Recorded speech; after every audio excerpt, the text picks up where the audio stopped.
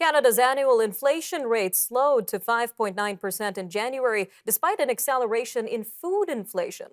The overall inflation rate was down from 6.3% in December, which is lower than many commercial banks were forecasting. Now, that signals good news for the Bank of Canada in its push to bring inflation back down to its 2% target.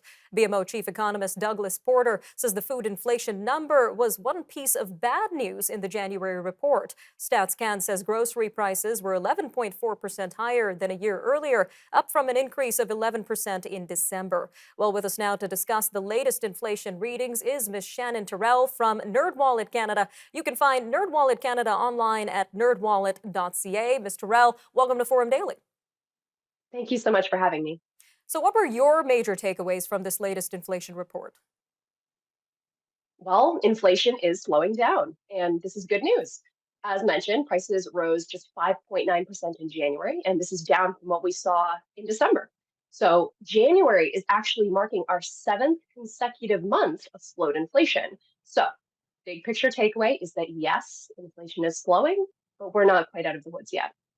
Not quite out of the woods indeed. So annual inflation has slowed, but food inflation remains high. So in what areas have we been seeing a reduction in inflation? Great question. So inflation is cooling, and this is an encouraging trend, but it's happening slowly.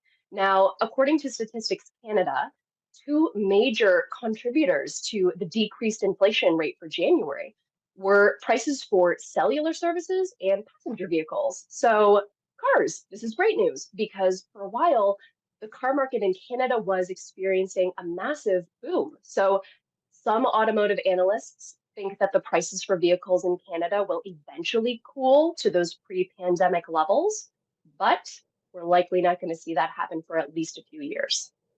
All right. Well, it seems that you are agreeing with many economists in that this is positive news, but we are not out of the woods yet, as you say, when it comes to the issue of rising inflation. So, do you see further slowdowns on the horizon, though? You're right. We're not out of the woods yet. Inflation is slowing, but it is still well above that 2 to 3% threshold that the Bank of Canada aims for.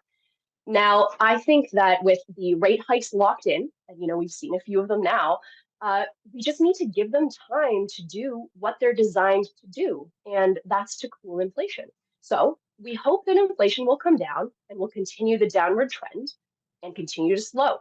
We're coming off of the 8% peak that we saw last June, but the reality is that we're still far from where we'd like to be, ideally. So, yes, it feels like there is a little bit of light perhaps at the end of the tunnel, but still too early to say.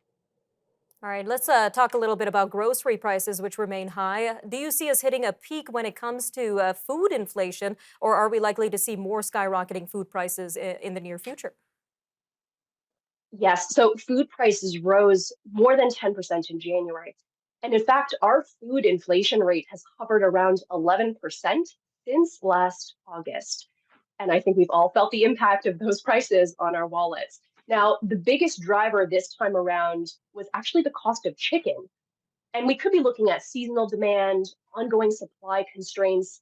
Many things impact our grocery supply chain. Have the grocery prices peaked? Most analysts say no. We hope that the supply chain pressures are going to begin to ease this year. But until that happens consistently and happens in earnest, we can likely expect food costs to continue an upward trend at least for another few months. All right, and just about a minute left here, but bringing this to the big question, what does this slowing inflation rate mean for the Bank of Canada's interest rates, if anything? So we all saw how inflation played into the overnight rate hikes in 2022. We experienced eight consecutive rate increases that took the overnight rate from 0.25% to 4.5%. Have we reached the end of the rate hikes? We hope so, but nothing is certain. So, what we're waiting for now is the Bank of Canada's next rate decision, and that takes place on March 8th. This is when we're going to find out, is this the last hike that we're going to see for a little while? Hopefully, as long as inflation continues that downward trend, that's a positive indicator. But ultimately, we're going to need to wait until March. Lots to keep our eyes on. All right, Ms. Terrell, thank you again for joining us today on Forum Daily. Thank you so much for having me.